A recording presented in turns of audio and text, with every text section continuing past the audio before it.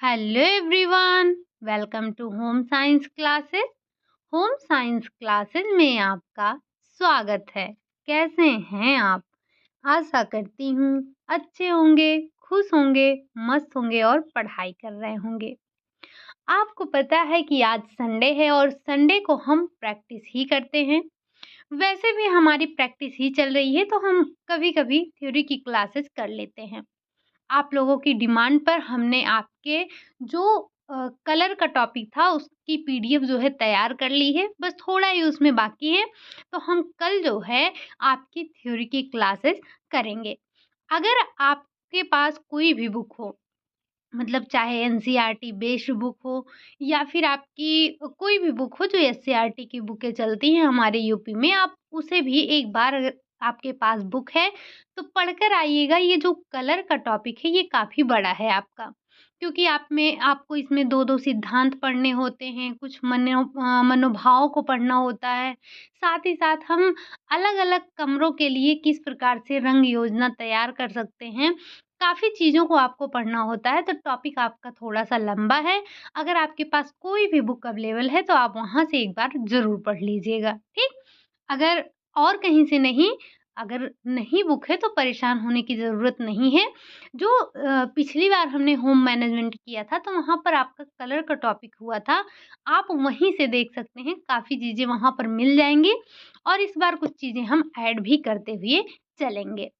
तो चलिए हम बढ़ते हैं आज के अपने क्वेश्चन की तरफ। आज हमें करना है प्रैक्टिस। क्वेश्चनों की संख्या वही आपकी 50 है और आज की जो आपकी प्रैक्टिस सेट है वो सेट नंबर 62 है। उम्मीद है कि आप सभी पेन और नोटबुक लेकर बैठे होंगे। जो भी चीज़ें आपको नई मिलेंगी आप उन्हें नोट डाउन करते हुए चलेंगे और जो पुराना होगा आपका रिवीजन हो जाएगा। ठीक? चलिए चलते हैं पहले क्वेश्चन की तरफ। पहला क्वेश्चन है आपका, राष्ट्रीय पर्यावरण अभियांत्रिकी शोध संस्थान नीरा क्या है? राष्ट्रीय पर्यावरण अभियांत्रिकी शोध संस्थान जिसका नाम है नीरा, ये कहाँ पर स्थापित है? क्या ये पूना में स्थापित है? क्या ये मद्रास में स्थापित है? क्या ये नागपुर में स्थापित है या फिर ये चेन्नई में स्थापित है? तो ध्यान रखने वाली चीज़ है कि ये जो आपका नीरा की स्थापना हुई है, ये आपका नागपुर में हुई है। कहाँ पर हुई है? नागपुर में हुई है। समय याद रखेंगे 1958। वहीं पर आप कहीं नोट डाउन कर लेंगे, अदरवाइज़ आप ऐसे भी स्क्रीनशॉट ले सकते हैं। ठीक? चलिए बढ़ते हैं अगले क्वेश्चन पर। क्वेश्चन नंबर दूसरा है, मानकीकरण चिन्ह देने का कार्य किया जाता है। ये जो आपको मानकीकरण चिन्ह प्रदान किए जाते हैं, ये किसके द्वारा दिया जाता है? क्या ये आपको भारतीय रिज़र्व बैंक देता है? क्या ये आपको भारत सरकार देती है? या फिर ये आपको भारतीय मानक ब्यूरो देता है? या फिर ये इनमें से कोई नहीं? तो हमें पता है कि जो ये मानकीकरण चिन्ह दिया जाता है, ये भारतीय मानक ब्यूरो के द्वारा दिया जाता है। अच्छा एक बार आप बताइएगा कि जो भारत सरकार के द्वारा बैन की गई डाई है वो कौन-सी है? ऑप्शन में अगर आप रखना चाहें तो आप रख सकते हैं reactive dye, vat dye, azo dye या फिर आप रख सकते हैं एसिड डाई। इनमें से कौन-सा ऐसा है जिसे भारत सरकार के द्वारा बैन कर दिया गया है? ठीक? चलिए बढ़ते हैं अगले क्वेश्चन की तरफ। आप में से काफ़ी लोग एक्टिव हो गए हैं, क्वेश्चन का आंसर देने लगे हैं, बहुत अच्छा लगता है ये देखकर, ठीक? चलिए, बढ़ते हैं अगले क्वेश्चन, क्वेश्चन नंबर 3 है, कह रहा है पारिस्थितिकी तंत्र की संकल्पना को किसने प्रस्तावित किया था? ये जो आपकी पारिस्थितिकी तंत्र है, पारिस्थितिकी तंत्र की संकल्पना को किसने प्रस्तावित किया था? क्या वाटसन ने किया था? क्या टॉन्सले ने किया था? क्रो एंड क्रो ने किया था या फिर रास्किन ने किया था? अगर हम बात कर रहे हैं पारिस्थितिकी तंत्र की संकल्पना की, तो ये संकल्पना जो प्रस्तावित की गई थी, ये टॉन्सले महोदय के द्वारा की गई थी। ठीक? नाम थोड़ा-सा ध्यान रखेंगे किसका? टॉन्सले का। अगला क्वेश्चन है क्वेश्चन नंबर 4, कह रहा है प्रसव के कितने दिन बाद तक मातृ मृत्यु दर मानी जाती है। मतलब प्रसव के कितने दिन के बाद या कितने दिन के भीतर अगर माँ की मृत्यु हो जाती है, तो उसे हम मातृ मृत्यु दर मानते हैं। अब ऐसा नहीं है जो अच्छा, सबसे पहले आप ये बताइए कि जो ये मातृ मृत्यु दर की गणना की जाती है, ये कितने पर होती है और जो शिशु मृत्यु दर की गणना होती है, वो कितने पर होती है? कौन-सा आपका मतलब जैसे 1000 पे होती है, 10,000 पे होती है, 1 लाख पर होती है, कितने पर होती है जो एक मातृ मृत्यु दर की गणना की जाती है? ये हमने अपनी क्लास में कई बार देखा है और आपको ये बार-बार हमने ये आपको फ़ोकस भी करवाया है कि आप इसे ध्यान रखेंगे, ठीक? लेकिन यहाँ पर आपसे पूछा जा रहा है कि जो माताएँ बच्चों को जन्म देती हैं, तो जन्म देने के कितने दिन के भीतर अगर उनकी मृत्यु हो जाती है, तब उसे हम मातृ मृत्यु दर कहते हैं। क्या 10 दिन के अंदर? क्या 20-30 दिन में? 42 दिन में या फिर 75 दिन में? तो ध्यान रखेंगे कि प्रसव के बाद अगर 42 दिन के अंदर में माँ की मृत्यु हो जाती है, तो उसे हम मातृ मृत्यु दर के नाम से जानते हैं या उसकी गणना आपकी मातृ मृत्यु दर के अंतर्गत की जाती है। ऐसा नहीं है कि अगर बच्चे को जन्म देने के 2 महीने बाद माँ की मृत्यु हो जाती है, तो भी हम उसे मातृ मृत्यु दर में काउंट करेंगे, नहीं, तब वो नहीं होगा। अगर 42 दिन के भीतर होती है, तो फिर वो मातृ मृत्यु दर कहलाती है, ठीक? चलिए, बढ़ते हैं अगले क्वेश्चन की तरफ। क्वेश्चन नंबर 5 है, कह रहा है मकतब में किस स्तर पर शिक्षा दी जाती है? मकतब, मदरसा आप सभी ने सुना होगा। तो आपको बताना है कि ये जो मकतब है, मकतब में किस स्तर पर शिक्षा दी जाती है? प्राथमिक स्तर, माध्यमिक स्तर, उच्च माध्यमिक स्तर या फिर इनमें से कोई नहीं। तो ये जो मकतब की शिक्षा दी जाती है, वो आपकी प्राथमिक स्तर पे दी जाती है, बाद में मदरसा होता है, ठीक? तो मकतब में किस स्तर की शिक्षा होती है? प्राथमिक स्तर पर शिक्षा दी जाती है, ठीक? चलिए, बढ़ते हैं अगले क्वेश्चन की तरफ। क्वेश्चन नंबर 6 है। अभी आपको थोड़ा से छोटे-छोटे क्वेश्चन लग रहे होंगे, बट ये क्वेश्चन जो है आपके फैक्ट पर आधारित हैं, इनको आपको याद करना है, ठीक? आपको ये याद होना चाहिए, ये आपकी समझ पर नहीं बल्कि आपके मेमोरी पर बेस्ड होते हैं कि आपको कितना चीज़ें याद हैं। जैसे आपको ये याद होना चाहिए कि कितने दिन तक माँ की मृत्यु को हम मातृ मृत्यु कहते हैं। कितने रेशियो क्या है इसका, माँ की जो गणना की जाती है मातृ मृत्यु की और शिशु मृत्यु की, आपको बताना है कि कितने पर होती है, ठीक? ऐसे ही आपका है कि सोने के आभूषण पर अंकित 750 संदर्भित करता है। सबसे पहले अगर आपसे पूछा जाए कि सोने के आभूषण पर जो मार्क लगाया जाता है, जो चिन्ह लगाया जाता है, वो क्या होता है? तो ध्यान रखेंगे हॉलमार्क, ठीक? अब आपको बताना है कि जो सोने के आभूषण पर अंकित 750 दिया है, ये किस चीज़ को संदर्भित कर रहा है? कि जो आपका सोना है 24 कैरेट का है, जो सोना है आपका 22 कैरेट का है या 18 कैरेट का है या फिर 10 कैरेट का है। तो जो आपके सोने के आभूषण पर 750 संदर्भित किया गया है, इसका मतलब ये दर्शा रहा है कि जो आपका गोल्ड है, जो आपका सोना है, वो 18 कैरेट का है, ठीक? तो 18 कैरेट के सोने पर 750 दिखाता है। अगला क्वेश्चन है आपका क्वेश्चन नंबर 7। जो ये क्वेश्चन है आपके, कहीं न कहीं इन्हें नोट डाउन ज़रूर कर लीजिएगा, ठीक? क्योंकि ये ऐसे क्वेश्चन हैं, जब हम अपनी थ्योरी की क्लासेस करते हैं, तो वहाँ पर हमें देखने को नहीं मिलता है। लेकिन हमें ये विभिन्न प्रकार के जो हमारे एग्ज़ाम होते हैं, वहाँ पर देखने को मिल जाता है, तो वहाँ से हम इनको उठा लेते हैं और अपनी जो हमारी नोटबुक है, उसमें हम नोट डाउन कर लेते हैं। बढ़ते हैं अगले क्वेश्चन की तरफ। क्वेश्चन नंबर 7 है, कह रहा है कौन से पुरुष विद्वान, ये आपके जो होम साइंस की हिस्ट्री है वहां से लिए गए हैं, 2-3 क्वेश्चन हैं आपके। कौन से पुरुष विद्वान आधुनिक तकनीकी को पारंपरिक गृह विज्ञान प्रथाओं के साथ एकीकृत करने के लिए जाने जाते हैं? इनमें से एक विद्वान का नाम आपको बताना है। क्या वो डॉक्टर आर के गुप्ता हैं? क्या वो डॉक्टर ए के घोष हैं? क्या वो डॉक्टर पी एस रेड्डी हैं? या फिर इनमें से कोई नहीं?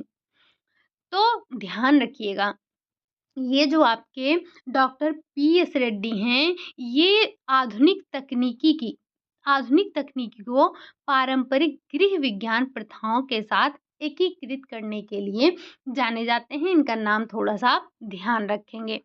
बाकी के नाम भी आपको आगे मिलने वाले हैं। अगला क्वेश्चन है आपका, कौन से पुरुष व्यक्ति कौन से पुरुष व्यक्ति भारत में ग्रामीण समुदायों के लिए उपयुक्त गृह विज्ञान कार्यक्रमों के विकास में महत्वपूर्ण थे? क्या वो डॉक्टर सिन्हा थे? क्या वो डॉक्टर मेनन थे? क्या वो डॉक्टर आर के गुप्ता थे? या फिर इनमें से कोई नहीं? तो अगर आपसे बात की जा रही है, इन नामों को थोड़ा-सा आप ध्यान रखेंगे होम साइंस में, कि ये जो आपके डॉक्टर आर के गुप्ता हैं, कौन? डॉक्टर आर के गुप्ता जो हैं, ये भारत में ग्रामीण समुदायों के लिए उपयुक्त गृह विज्ञान कार्यक्रमों के विकास में महत्वपूर्ण थे। ठीक? इनका नाम लिया जाता है। अगला क्वेश्चन है, क्वेश्चन नंबर 9 है। बताना है आपको, मिट्टी युक्त जल को शुद्ध करने में प्रयोग किया जाने वाला रसायन है। जो आपने जल का शुद्धिकरण पढ़ा था, जल की अशुद्धियों को दूर करने के बारे में पढ़ा था, तो वहीं पर हमने देखा था कि जो मिट्टी युक्त जल होते हैं, उनको शुद्ध करने के लिए हम कुछ रसायनों का प्रयोग करते थे। इनमें से कौन-सा रसायन है जिनका प्रयोग आप जल में जो मिट्टी वाला घुलनशील है, उसको साफ करने के लिए, क्या आप सोडियम से करते हैं, आयोडीन मिलाते हैं या फिर क्लोरीन का उपयोग करते हैं, या इनमें से कोई नहीं? तो हमें पता है कि अगर हम बात कर रहे हैं मिट्टी युक्त जल को शुद्ध करने के लिए, तो उसमें हम रसायन कौन-सा प्रयोग करेंगे? क्लोरीन का। क्लोरीन के प्रयोग से हम जल को शुद्ध करते हैं, जो मिट्टी युक्त जल होता है, ठीक? जिसमें मिट्टियाँ घुली होती हैं। अगला क्वेश्चन है आपका, क्वेश्चन नंबर 10 है। प्रबंधन एक योजनाबद्ध क्रिया है। प्रबंधन क्या है? एक योजनाबद्ध क्रिया है जो इच्छित अंत को प्राप्त करने के लिए सहायक है। अब ये कथन जो बोला गया है, किसके द्वारा बोला गया है? क्या ये ग्रास और कैंडल का मानना है? निकिल और डॉर्सी का है? कोटजिन का है? या फिर रस्किन का है? अगर हम बात कर रहे हैं इस परिभाषा की, तो ये जो परिभाषा है आपकी निकिल और डॉर्सी के द्वारा दी गई है। इन्होंने कहा, क्या कहा इन्होंने? कि प्रबंधन एक योजनाबद्ध क्रिया है जो कि इच्छित अंत को प्राप्त करने के लिए सहायक है। ठीक? परिभाषा का नाम मतलब परिभाषा ध्यान रखेंगे, निकिल और डॉर्सी के द्वारा दी गई है। अगला क्वेश्चन है आपका, क्वेश्चन नंबर 11 है। अंडे में एविडिन उपस्थित होता है। यानी कि ये जो अंडे में एविडिन पाया जाता है, जो कि एक विषाक्त पदार्थ है, ये कहाँ पाया जाता है? क्या ये पीले भाग में पाया जाता है? क्या ये सफ़ेद भाग में पाया जाता है? क्या ये यॉक में पाया जाता है? या फिर ये झिल्ली में पाया जाता है? तो ये जो आपका एविडिन है, एविडिन आपका सफ़ेद भाग में उपस्थित होता है, इसीलिए आपको कच्चे अंडे नहीं खाना चाहिए, क्योंकि ये जो हमारा एविडिन है, यानी कि एविडिन है, ये एक विषाक्त पदार्थ है। लेकिन जब आप अंडे को उबाल कर खाते हैं, तो ये क्या हो जाता है? ये आपका निष्क्रिय हो जाता है। कहने का मतलब आपको अंडे को उबाल कर ही खाना चाहिए। अगला क्वेश्चन है आपका, क्वेश्चन नंबर 12 है। हमारा गुर्दा, ये जो आपकी किडनी है, ये देखिए, किडनी बोला जाए, वृक्क बोला जाए, गुर्दा बोला जाए, ये सारी चीज़ें आपकी एक ही होती हैं। ज़रा एक बार बताना तो, ये जो किडनी है हमारी, इसका आकार कैसा होता है? ठीक? पूछा जा चुका है आपसे कि किडनी का आकार कैसा होता है। एक बार कमेंट बॉक्स में ज़रूर बताइएगा कि किडनी का आकार क्या है। हम बढ़ते हैं अपने क्वेश्चन की तरफ, जो कि पूछ रहा है आपसे, जो हमारा गुर्दा है, 1 घंटे में ये कितना रक्त छानता है? क्या ये 3500 ml छानता है, 3800 ml छानता है या 7500 ml छानता है या फिर ये 500 ml रक्त को छानने का कार्य करता है।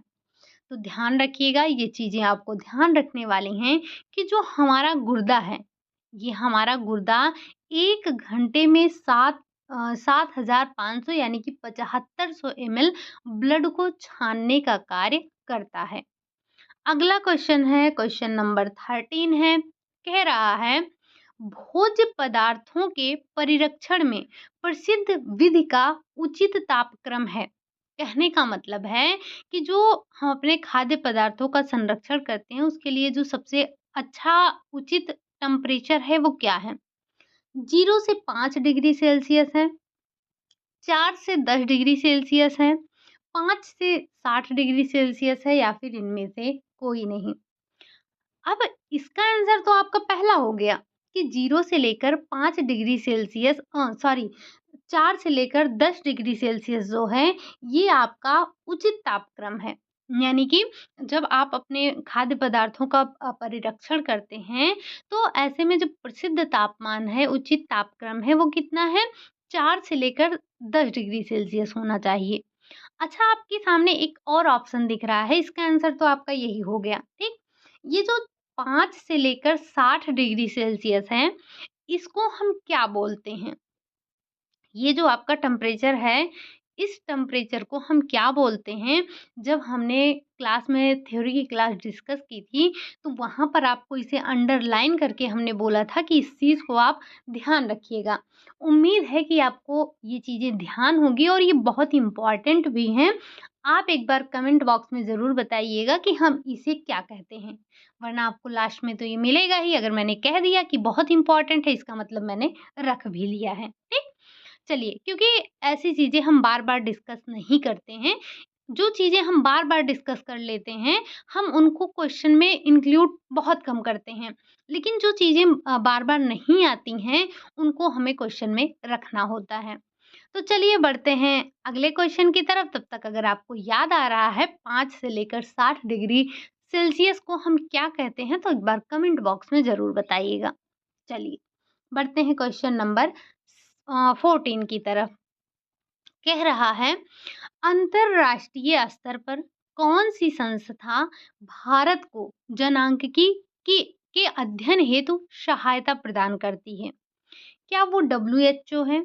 क्या वो आपका अंतरराष्ट्रीय बाल आपात कोष है या फिर उपरोक्त दोनों हैं या इनमें से कोई नहीं? तो अगर हम कह रहे हैं कि ये भारत अंतरराष्ट्रीय संस्था की बात कर रहे हैं और ये जनांकिकी के अध्ययन के लिए सहायता प्रदान कर रही है, तो ये जो संस्था आपकी ये दोनों ऊपर दिख रही हैं, दोनों संस्थाएँ आपकी सहायता करते हैं। यानी कि डब्ल्यूएचओ और अंतरराष्ट्रीय बाल आपात कोष। अच्छा, ये जो आपका अंतरराष्ट्रीय बाल आपात कोष है, इसे आप हिंदी में देख रहे हैं, ज़रा इसके शॉर्ट फॉर्म को आप बताइएगा क्या है? चलिए बढ़ते हैं अगले क्वेश्चन की तरफ। क्वेश्चन नंबर 15 है, सीवेज शुद्धिकरण के लिए जैविक क्रियाविधि है, कौन सी है? क्या सेप्टिक टैंक है, कृत स्लज प्रक्रिया है, सीवेज फॉर्मिंग है या फिर उपरोक्त सभी? अगर हम बात कर रहे हैं सीवेज शुद्धिकरण के लिए जैविक क्रिया की, तो ये तीनों ही आपके जैविक क्रिया के विधि हैं, चाहे वो आपका सेप्टिक टैंक हो, कृत स्लज प्रक्रिया हो या फिर आपका वो सीवेज फॉर्मिंग हो। ये तीनों ही इसी के अंतर्गत आ जाते हैं। अगला क्वेश्चन है आपका, क्वेश्चन नंबर 16 है, खाद्य पदार्थ में क्लोस्ट्रिडियम बोटुलिज्म विषाक्त पैदा होने की संभावना हो सकती है, कब होगी? क्या वो अम्लीय डिब्बाबंद खाद्य पदार्थ में होगी, क्षारीय डिब्बाबंद खाद्य पदार्थ में होगी, कम अम्लीय डिब्बाबंद खाद्य पदार्थ में होगी या फिर अधिक अम्लीय डिब्बाबंद खाद्य पदार्थ में होगी? तो ये जो आपके विषाक्त बोटुलिज्म पैदा होते हैं खाद्य पदार्थों में, इनकी संभावना कब बढ़ जाती है? जब कम अम्लीय डिब्बाबंद खाद्य पदार्थ होते हैं तो उनमें इनके बढ़ने की संभावना क्या हो जाती है, इनके पैदा होने की संभावना क्या हो जाती है, बढ़ जाती है। ठीक, चलिए बढ़ते हैं अगले क्वेश्चन की तरफ। क्वेश्चन नंबर 17 है, कौन सा खनिज पेशी कंपन, इनमें से कौन सा खनिज पेशी कंपन तंत्रिक प्रेषण और हृदय के स्वास्थ्य के लिए महत्वपूर्ण है? आपको इसमें से एक खनिज का नाम बताना है। ध्यान रखिएगा ये किन किन चीजों को बता रहा है। एक तो आपका पेशी कंपन, तंत्रिका प्रेषण और हृदय के स्वास्थ्य के लिए महत्वपूर्ण है। क्या वो कैल्शियम है, क्या वो मैग्नीशियम है, क्या वो क्लोरीन है या फिर वो क्रोमियम है? तो हम बहुत अच्छे से जानते हैं कि ये जो मैग्नीशियम है, मैग्नीशियम ही हमारा ऐसा खनिज है जो कि पेशी कंपन, तंत्रिका प्रेषण, हृदय के स्वास्थ्य के लिए महत्वपूर्ण है। तो नाम क्या ध्यान रखेंगे? मैग्नीशियम। अगला क्वेश्चन है आपका क्वेश्चन नंबर 18। ये आप देख रहे हैं कि आपके लगभग हर ब्रांच से क्वेश्चन लिया गया है। 18 नंबर का क्वेश्चन है, करघे के हार्नेस द्वारा ताने के धागे को ऊपर उठाने की प्रक्रिया जिसमें शटल नीचे से गुजर सके कहते हैं।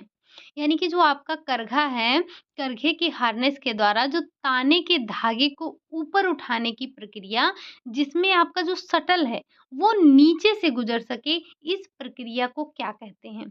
क्या आप इसे पिकिंग कहते हैं? क्या इसे हम शेडिंग कहते हैं? क्या इसे हम वेटिंग कहते हैं या फिर हम इसे गिनिंग कहते हैं? तो आप इन चारों नामों से परिचित हैं। आपको पता है कि जो ये गिनिंग की जाती है, गिनिंग प्रक्रिया कहाँ पर करते हैं हम? गिनिंग आप कपास कपास की जब मैन्युफैक्चरिंग बढ़ते हैं तब वहाँ पर आप गिनिंग प्रोसेस करते हैं। वेटिंग ये आप रेशम में जो भारण प्रक्रिया करते हैं वो होता है।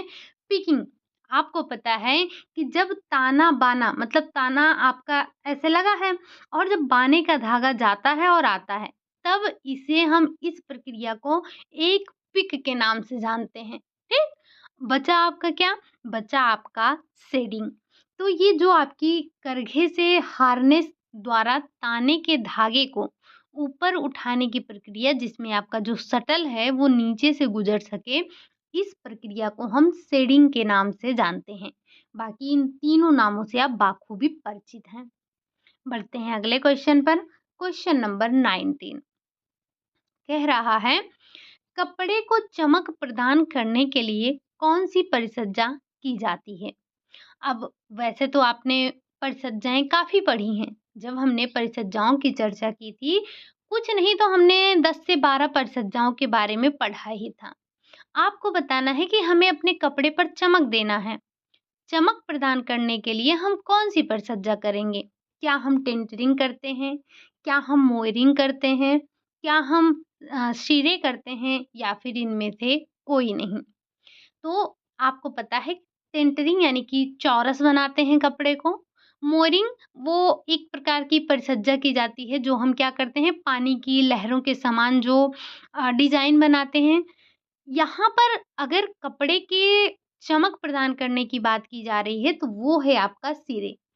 और भी कई मेथड्स हैं। मतलब कोई एक परिसज्जा के द्वारा सिर्फ़ एक परिसज्जा के द्वारा आप कपड़े पर चमक नहीं लाते हैं। कैलेंडरिंग के द्वारा भी हम चमक लाते हैं। वो जो व्हीटलिंग यानी कि पीटने वाली प्रक्रिया होती है वो भी हमारे कपड़ों में चमक लाती है।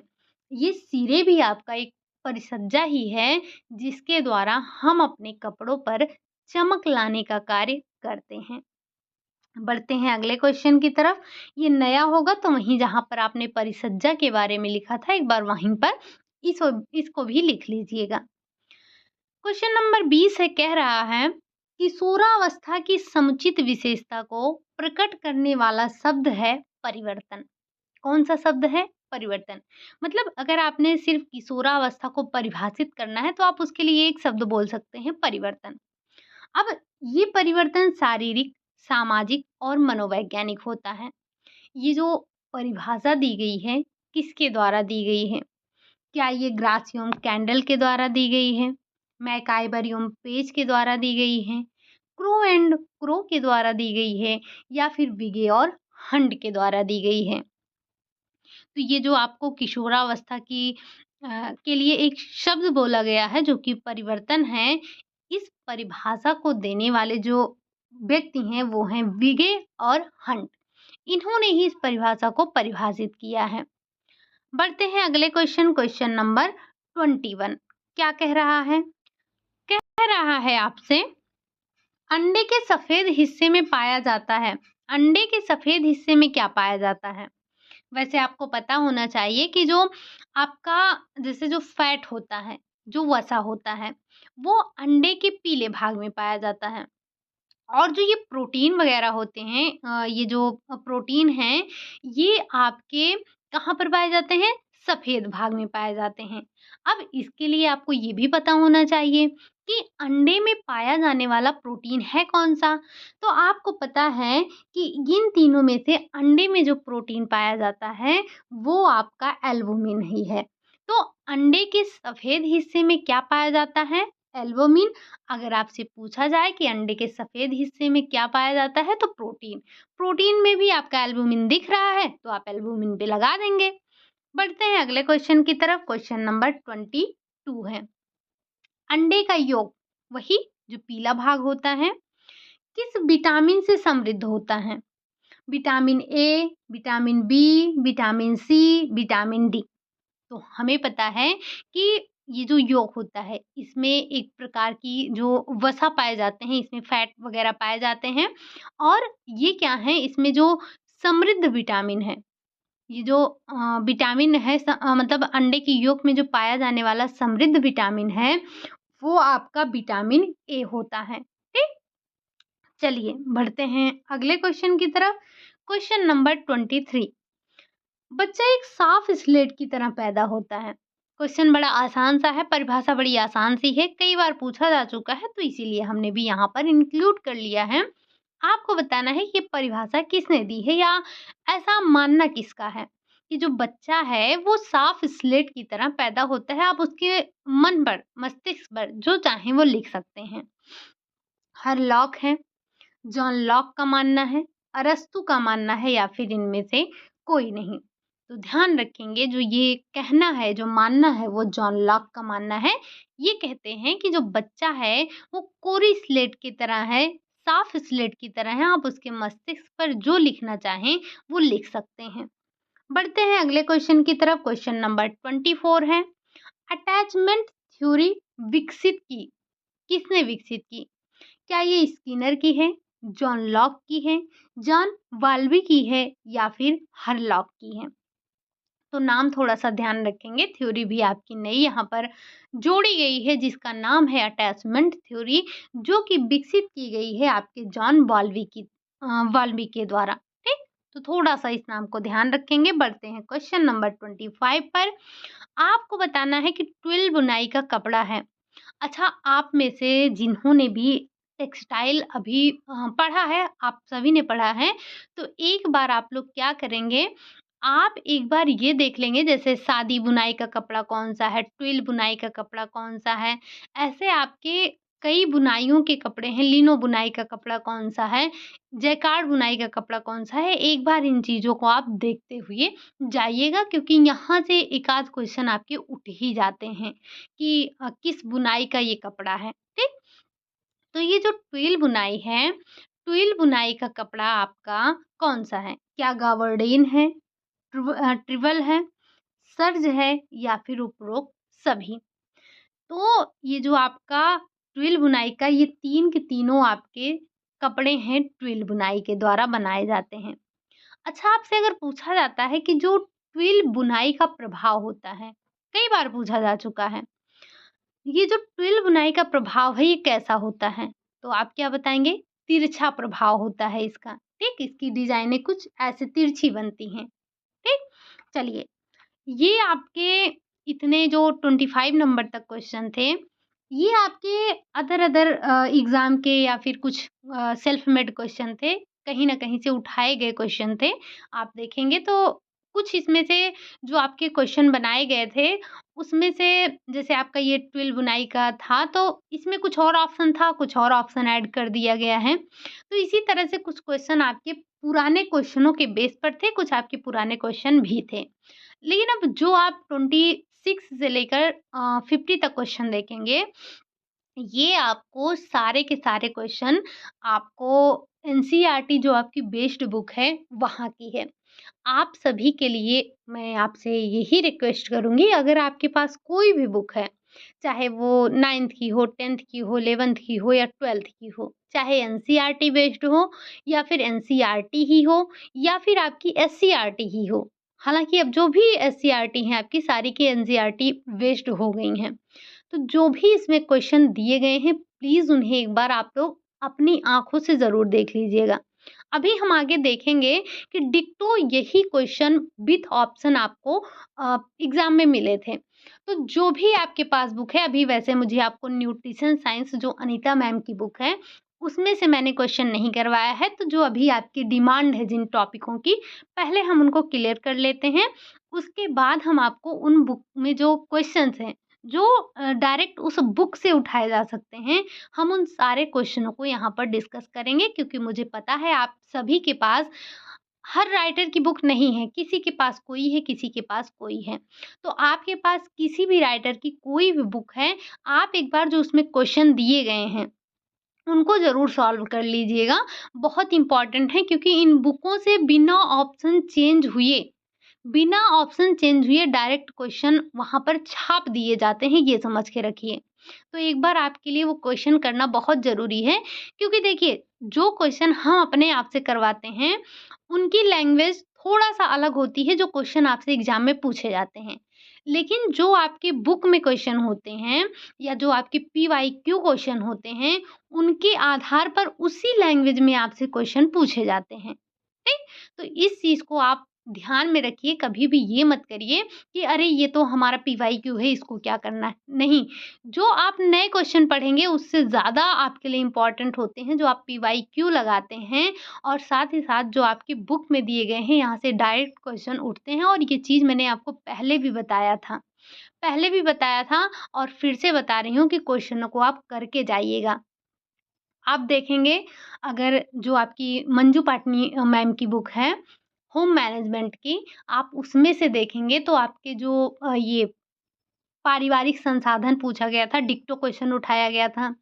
कला के भी काफ़ी क्वेश्चन, मतलब आप जो उसमें क्वेश्चन दिए गए हैं, वहाँ से डायरेक्ट क्वेश्चन उठाए गए थे। तो ये मुझे बार-बार आपको नहीं बताने की आवश्यकता है कि कितने इम्पोर्टेंट हैं, आप सभी बिल्कुल एक्टिव हैं, समझदार हैं। फिर भी हम जो है, जिसके पास नहीं बुक है वो तो करेगा ही करेगा, जिसके पास बुक है वो कर लेगा, नहीं है बुक तो हम यहाँ पर डिस्कस करेंगे, आपको परेशान होने की आवश्यकता नहीं है। लेकिन मैं आपको फिर से बता दूँ, अभी कल हमारा जो है वो कलर का टॉपिक चलने वाला है, क्योंकि ये जो कलर का टॉपिक है थोड़ा-सा कॉम्प्लिकेट भी है और थोड़ा-सा लॉन्ग भी है, तो इसे समझना ज़रूरी है। चलिए बढ़ते हैं अपने क्वेश्चन नंबर 26 पे, जो कि है नैदानिक पोषण विशेषज्ञ का निम्न में से किसके लिए महत्वपूर्ण भूमिका निभा सकते हैं? क्या वो सार्वजनिक स्वास्थ्य योजना बनाने में, क्या पोषणहीनता के कारण होने वाले विकारों को दूर करने में, क्या प्रोत्साहक पोषक कार्यक्रमों को बनाने में, या फिर उपरोक्त सभी? तो ध्यान रखिएगा, ये जो नैदानिक पोषण विशेषज्ञ हैं, इन सभी में महत्वपूर्ण भूमिका निभा सकते हैं। अब चाहे वो सार्वजनिक स्वास्थ्य योजना हो, चाहे पोषणहीनता के कारण उनके विकारों को दूर करना हो, या फिर प्रोत्साहक कार्यक्रमों को बनाना हो, इन सब में इनकी भूमिका हो सकती है। अगला क्वेश्चन है, क्वेश्चन नंबर 27 है, एक कुशल आहार विशेषज्ञ को निम्न में से कौशल की सबसे अधिक आवश्यकता है? कौन सा कौशल उसके पास होना चाहिए अगर वो एक आहार विशेषज्ञ है? क्या उसका प्रभावशाली लेखन होना चाहिए? क्या वो प्रभावी बातचीत होना चाहिए? प्रभावी चिंतन होना चाहिए, या फिर उपरोक्त सभी? सबसे बड़ी बात कि जब वो आहार विशेषज्ञ है तो लेखन से क्या मतलब है? अब लेखन कट गया तो आपका उपरोक्त सभी भी कट गया। बचा क्या?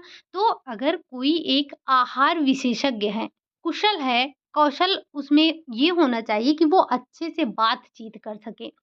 उसका प्रभावी बातचीत का कौशल होना अत्यंत आवश्यक है। जैसे अगर जब हम बात किसी से करेंगे तो हम चीज़ों को समझ पाएँगे कि इसको ये क्या चीज़ खाता है, क्या नहीं खाता है, किस चीज़ से एलर्जी है, किस चीज़ की दवा चल रही है, ये सब सारी सारी चीज़ें पता होंगी। उसके लिए आपको एक प्रभावी बातचीत का तरीका आना चाहिए। अगला क्वेश्चन है क्वेश्चन नंबर 28। रोगी के लिए आहार योजना बनाते समय भोजन की स्वीकार्यता तथा उपभोग पर प्रभाव का कारक का प्रभाव पड़ता है। किस कारक का प्रभाव पड़ेगा? पोषक तनाव का पड़ेगा, रोग की तीव्रता का पड़ेगा, मानसिक तनाव का पड़ेगा या फिर उपरोक्त सभी का। तो हम ये बहुत अच्छे से जानते हैं कि जो हमारा रोगी के लिए जब आहार योजना बनाते हैं, तो उसमें पोषक तत्व का तनाव यानी कि पोषक तत्व क्या-क्या हैं, रोग की तीव्रता कैसी है, व्यक्ति को कौन-सा रोग है या रोग कितना तीव्र है, इस चीज़ को देखना है, मानसिक तनाव को भी देखना है, यानी कि उपरोक्त सभी यहाँ पर आपका राइट आंसर हो जाएगा। अगला क्वेश्चन है आपका क्वेश्चन नंबर 29।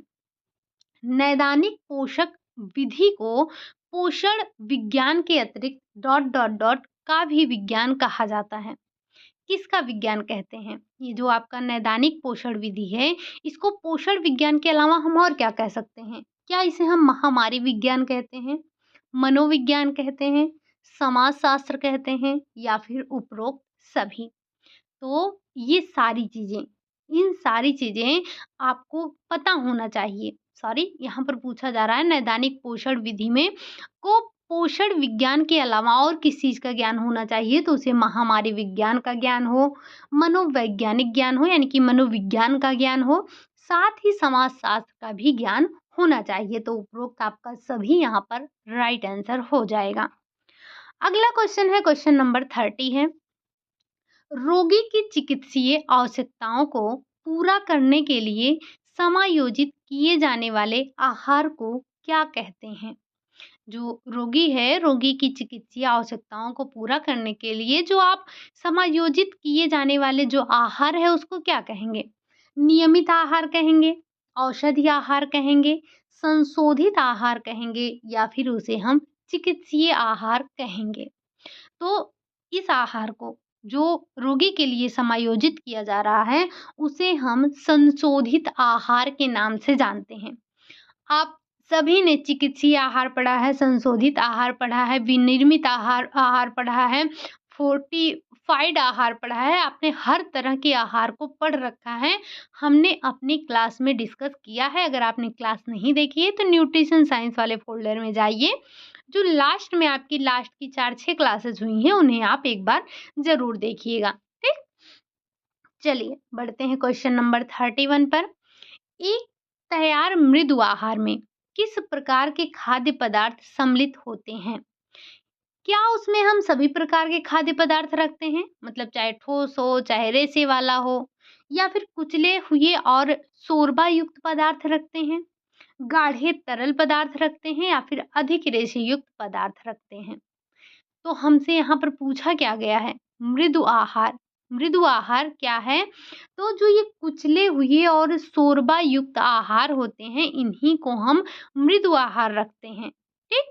ये तो आपका तरल अलग हो जाता है, जिसमें आप मसले हुए आलू देते हैं। ये सारे आपके क्या हो जाते हैं? मृदु आहार के अंतर्गत आते हैं। अगला क्वेश्चन है आपका क्वेश्चन नंबर 32। खाद्य पदार्थ जो मानव स्वास्थ्य पर लाभदायक प्रभाव डालते हैं, उन्हें क्या कहते हैं? क्या उन्हें कार्यमूलक खाद्य कहते हैं?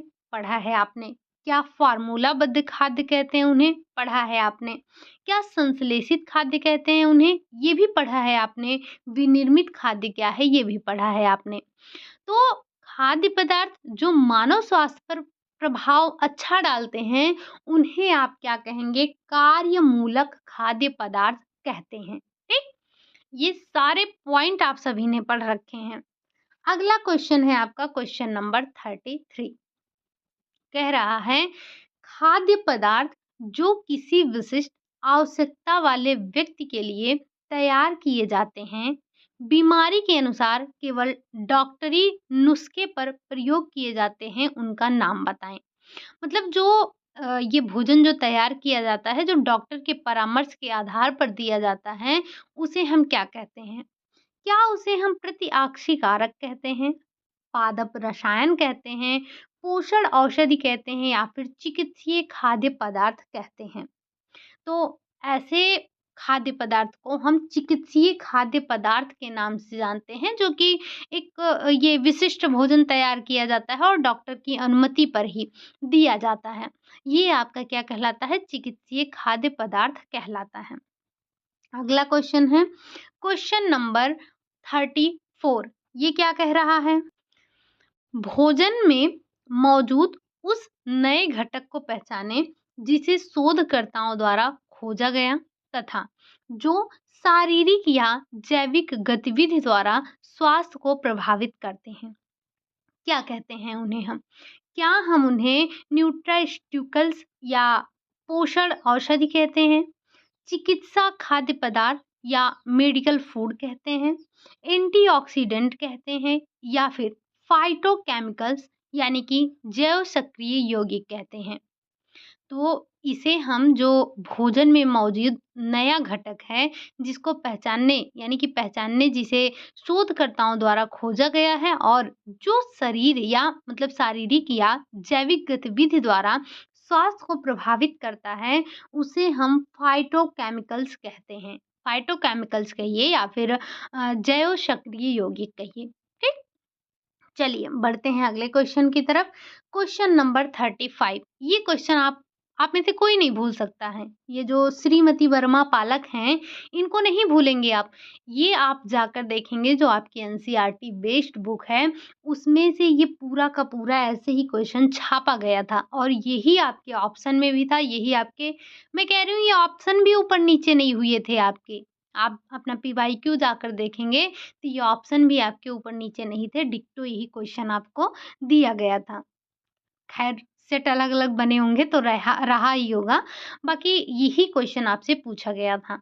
और यही नहीं, आप जब अपनी बुक उठाकर एक बार देखेंगे, आप उन्हें खोल-खोल कर क्वेश्चनों को देखेंगे, हल करेंगे, तब आपको समझ में आएगा कि हाँ, यहाँ से क्वेश्चन ऐसे ही छाप दिए जाते हैं। ठीक? चलिए, तो जो श्रीमती वर्मा हैं, ये पालक में उपस्थित किस गैर पोषक तत्व की उपस्थिति के कारण पालक के सेवन का से परहेज करती हैं?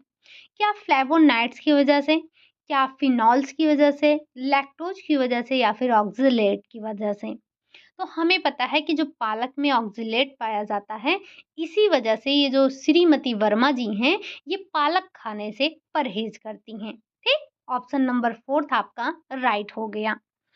ये थोड़े से जो इसमें क्वेश्चन दिए हैं, इनके लैंग्वेज को थोड़ा-सा समझने की कोशिश करिएगा, क्वेश्चन बड़े ही अच्छे दिए गए हैं। क्वेश्चन नंबर 25 से लेकर क्वेश्चन नंबर 50 तक एक बार आप कमेंट करके बताइएगा कि इसमें से आपने 25 में से मतलब ये जो 25 क्वेश्चन आपने लास्ट के देखे, इसमें से आपने कितने क्वेश्चन सही किए हैं? एक बार कमेंट बॉक्स में ज़रूर बताइएगा। बढ़ते हैं अपने क्वेश्चन नंबर 36 की तरफ। ऑपरेशन के तुरंत बाद मरीज को किस प्रकार के आहार की आवश्यकता होती है? क्या ये आपका पीवाईक्यू नहीं है? है। ये आपके बुक में भी ऐसे ही दिया गया है। क्या उसे अधिक प्रोटीन युक्त आहार की आवश्यकता होती है? क्या उसे अधिक रेशे युक्त आहार की आवश्यकता होती है? कम सोडियम युक्त आहार की आवश्यकता होती है या फिर अधिक वसा युक्त आहार की आवश्यकता होती है? तो जो ऑपरेशन के बाद जो मरीज होता है उसको तुरंत हमें अधिक प्रोटीन की आवश्यकता होती है, अधिक प्रोटीन युक्त आहार की आवश्यकता होती है। या फिर आप देखेंगे जैसे अगर किसी का ऑपरेशन हुआ होता है तो डॉक्टर क्या उसे और कुछ नहीं, सबसे पहले क्या बोलते हैं कि इनको दाल का जूस पिलाइए। क्यों? क्योंकि आपको पता है कि दाल में क्या है? प्रोटीन है। तो जो जिसका ऑपरेशन हुआ है उस मरीज को ऑपरेशन के बाद सबसे पहले आप रेशेयुक्त तो देंगे ही नहीं, सोडियम और ये आपका वसायुक्त ये सारी चीज़ें नहीं, हम उसे अधिक प्रोटीन युक्त खाद्य पदार्थ देते हैं। अगला क्वेश्चन है आपका क्वेश्चन नंबर 37। किसी व्यक्ति का बेहतर पोषण स्तर बनाए रखने की योजना बनाते समय डॉक्टरी पोषण चिकित्सक आहार विशेषज्ञ को किन बातों का ध्यान रखना चाहिए?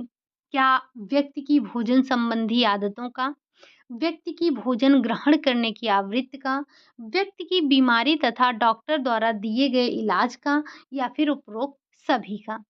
तो हमें इन सभी बातों का ध्यान रखना चाहिए। व्यक्ति के भोजन संबंधी आदतों का ध्यान रखना चाहिए, व्यक्ति के भोजन ग्रहण करने की आवृत्ति पर ध्यान देना चाहिए, व्यक्ति की बीमारी और डॉक्टर द्वारा दिए गए इलाज पर भी ध्यान देना चाहिए। उपरोक्त सभी आपका यहाँ पर राइट आंसर हो जाएगा। अगला क्वेश्चन है, क्वेश्चन नंबर 38 है, संसाधित खाद्य पदार्थों में पौष्टिक तत्वों की कमी को पूरा करने की विधि को कहते हैं, क्या कहते हैं? क्या उसे हम अनुकूलन कहते हैं, फोर्टिफिकेशन कहते हैं, प्रसंस्करण कहते हैं, या फिर उपरोक्त सभी? तो इसका जो राइट आंसर होगा, इस विधि को आप फोर्टिफिकेशन कहते हैं, यानी कि खाद्य पदार्थ संसाधित खाद्य पदार्थों में पौष्टिक तत्वों की कमी को पूरा करने के लिए आप फोर्टिफिकेशन विधि का प्रयोग करते हैं। अगला अगला क्वेश्चन है 39, किसी खाद्य पदार्थ की अम्लता व क्षारता को कहते हैं, क्या कहते हैं? क्या उसे हम खट्टापन और खारापन कहते हैं? क्या उसे हम एंजाइम और रसायन कहते हैं? क्या हम उसे पीएच अनुकूलता कहते हैं, या फिर इनमें से कोई नहीं?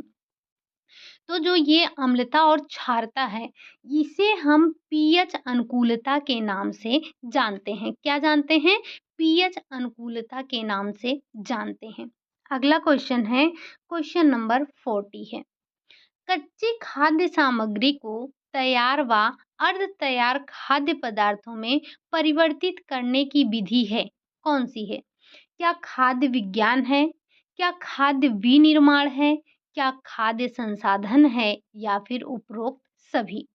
तो ये जो आपकी कच्ची खाद्य सामग्री को तैयार और अर्ध तैयार खाद्य पदार्थों में परिवर्तित करने की विधि है, वो ये आपकी क्या है? वो ये आपकी खाद्य संसाधन है। क्या कहते हैं?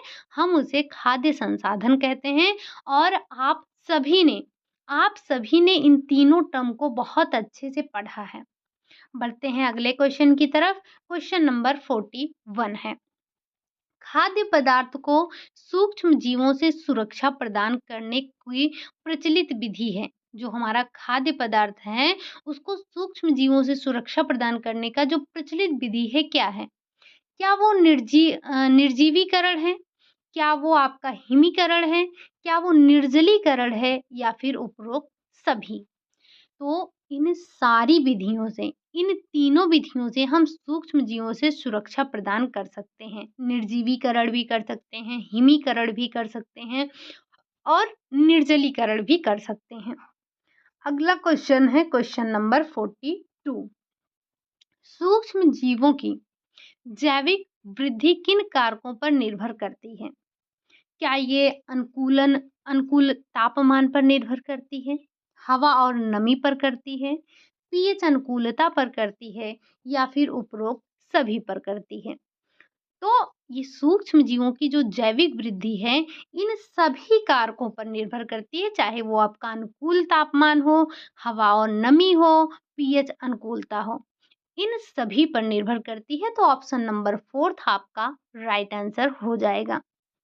बढ़ते हैं अगले क्वेश्चन पर। क्वेश्चन नंबर 43 है, लुई पाश्चर द्वारा खाद्य दूध को खट्टा होने से बचाने के लिए कौन से प्रक्रम का विकास किया गया था? निर्जलीकरण का, खाद्य पदार्थों का प्रबलीकरण का, पाश्चुरीकरण का, या फिर ठंडा करने का? ये जो दूध के पाश्चुरीकरण का तरीका है, वो लुई पाश्चर के द्वारा किया गया था। तो आपका राइट आंसर क्या हो जाएगा? पाश्चुरीकरण।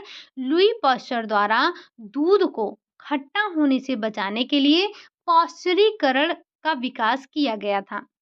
इसी के साथ आप एक नाम और पढ़ते हैं। इसी के साथ क्या, जब आपने इस टॉपिक को पढ़ा था, तो वहाँ पर आपने डिब्बा बंदी का नाम सुना था।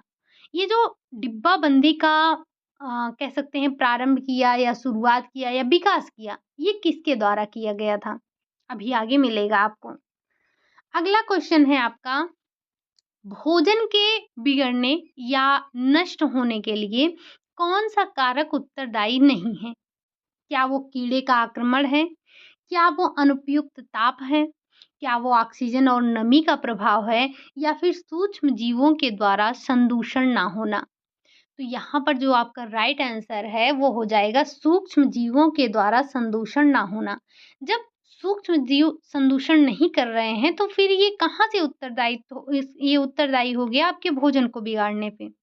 बाकी अगर जब कीड़े आक्रमण कर रहे हैं या आपके पास अनुपयुक्त ताप है या फिर ऑक्सीजन और नमी का प्रभाव है, तो ऐसे में जो आपके भोज्य पदार्थ हैं वो खराब हो जाते हैं। ठीक। अगला क्वेश्चन है आपका क्वेश्चन नंबर 45। भोज्य पदार्थ में उपस्थित नमी को सुखाकर भोजन को संरक्षित करना कहलाता है।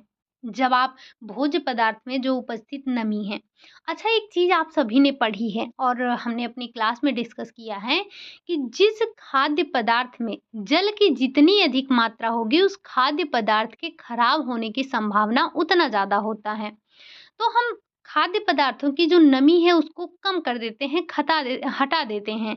ऐसे में हमारा भोज्य पदार्थ संरक्षित रहता है, लेकिन इस प्रक्रिया को हम कहते क्या हैं? क्या इसे हम हिंदीकरण नहीं, ये हिमीकरण है, ठीक? हिमीकरण कहते हैं, निर्जलीकरण कहते हैं, पकाना कहते हैं या फिर इसे हम डिब्बाबंदी कहते हैं। तो जब हम पानी को निकाल दे रहे हैं, अपने भोज्य पदार्थ में से जो नमी है उसको गायब कर दे रहे हैं, तो नमी को हटाने की जो प्रक्रिया है वो आपकी निर्जलीकरण कहती है, अर्थात हमने पानी को इसे इसमें से हटा दिया है। अगला क्वेश्चन है आपका क्वेश्चन नंबर 46। आया आपका क्वेश्चन। 1810 में किसने डॉट डॉट में से किसने कैनिंग की विधि विकसित की? कैनिंग वही आपकी डिब्बाबंदी, ठीक? किसने की? क्या लुई पाश्चर ने की, नेपोलियन बोनापार्ट ने की, निकोलस एपर्ट ने की या फिर हार्वे ने की? तो हमें पता है कि लुई पाश्चर का संबंध किससे है? दूध से है, जिन्होंने पौष्टिकरण का विकसित किया। ये जो आपके डिब्बाबंदी का विकास किया गया वो निकोलस एपर्ट के द्वारा किया गया। समय ध्यान रखेंगे 1810 में। ये क्वेश्चन हमने आपको पहले भी करवाया था और ये क्वेश्चन आपसे पूछा भी जा चुका है, ठीक? चलिए बढ़ते हैं अगले क्वेश्चन। क्वेश्चन नंबर 47 है, कह रहा है डॉट डॉट डॉट का तात्पर्य स्थित है जिसमें कोई खाद्य पदार्थ मानव उपभोग के लिए सुरक्षित ना हो। क्या वो सुखाना है? क्या वो खाद्य का संदूषण है? क्या वो खाद्य संसाधन है या फिर खाद्य संरक्षण है? तो इसमें से आपका एक ही नेगेटिव दिख ही रहा है, खाद्य का संदूषण। यानी कि खाद्य का संदूषण का तात्पर्य है इस स्थिति से है जिसमें कोई भी जो खाद्य पदार्थ है वो मानव उपभोग के लिए सुरक्षित नहीं है। मतलब जो खाद्य पदार्थ संदूषित है उसे मानव ग्रहण नहीं करेगा, अर्थात मानव के खाने के योग्य नहीं है। अगला क्वेश्चन है क्वेश्चन नंबर 48। 48 नंबर क्वेश्चन है, पूछ रहा है हिमशीतित या फ्रोजन मटर जो है आपका और सब्जियां, निर्जलित या जिसे हम कहते हैं डिहाइड्रेटेड मटर और सब्जियां तथा डिब्बाबंद फल निम्न में से किसके उदाहरण हैं? क्या ये संरक्षित खाद्य पदार्थ के उदाहरण हैं? क्या ये आपके न्यूनतम संसाधित खाद्य पदार्थ हैं? क्या ये आपके विनिर्मित खाद्य पदार्थ हैं? या फिर ये आपके फ़ॉर्मूलाबद्ध खाद्य पदार्थ हैं? तो ये जो हम फ्रोज़न मटर लाते हैं, ये जो आप सफल मटर खाते हैं, ये सारी क्या हैं? ये आपके संरक्षित खाद्य पदार्थ हैं। इन्हीं को तो संरक्षित करके रखा गया, हम खाते हैं। तो ये आपका संरक्षित खाद्य पदार्थ के अंतर्गत आते हैं। बढ़ते हैं अपने क्वेश्चन नंबर 49 पे, जो कि कह रहा है किसी रोग के आहार्य प्रबंधन के दौरान उपयोग में लाए जाने वाले खाद्य पदार्थ को क्या कहते हैं? क्या उसे हम व्युत्पन्न खाद्य पदार्थ कहते हैं? क्या उसे हम कार्यमूलक कहते हैं? क्या उसे हम संश्लेषित खाद्य पदार्थ कहते हैं या फिर उसे हम चिकित्सीय खाद्य पदार्थ के नाम से जानते हैं? तो किसी रोग के आहारीय प्रबंधन के दौरान, ये जो आपका रोग के आहारीय प्रबंधन के दौरान जो आप खाद्य पदार्थ लाते हैं, उसे हम चिकित्सीय खाद्य पदार्थ के नाम से जानते हैं। बढ़ते हैं आज के अपने लास्ट क्वेश्चन की तरफ, जो कि है आपका, वह कौन-सा ताप की परास है जो खतरे का क्षेत्र कहलाती है, जिसे हम डेंजर ज़ोन कहते हैं, जिसमें जीवाणु वृद्धि करते हैं। अभी यही क्वेश्चन हमने आपसे स्टार्टिंग में पूछा था कि जो आपका 5 से लेकर 60 डिग्री सेल्सियस है, इसे हम किस नाम से जानते हैं? तो ये आपका डेंजर ज़ोन यानी कि खतरे के क्षेत्र के नाम से जाना जाता है। और इस टेम्परेचर पर यानी कि 5 से लेकर 60 डिग्री सेल्सियस तक जो जीवाणु होते हैं, इनकी वृद्धि बहुत तगड़े से होती है। और जो हमारा उचित तापक्रम है, वो 4 से लेकर 10 डिग्री सेल्सियस है। अभी आपने स्टार्टिंग में एक क्वेश्चन देखा था, ठीक? तो ये थे आज के आपके 50 क्वेश्चन। आप में से मैंने बताया कि जो आपके लास्ट के 25 क्वेश्चन हैं, हालाँकि आप पूरे 50 में से बताइएगा कि आपने 50 में से कितने क्वेश्चन राइट किए हैं। कोई ये नहीं बताता है कि हमने 50 में से कितने क्वेश्चन सही किए हैं। अगर आपने 50 में से 50 किए हैं, तब तो बहुत अच्छी बात है। लेकिन अगर आप 45 के नीचे जा रहे हैं, तो ये बहुत ही गलत बात है।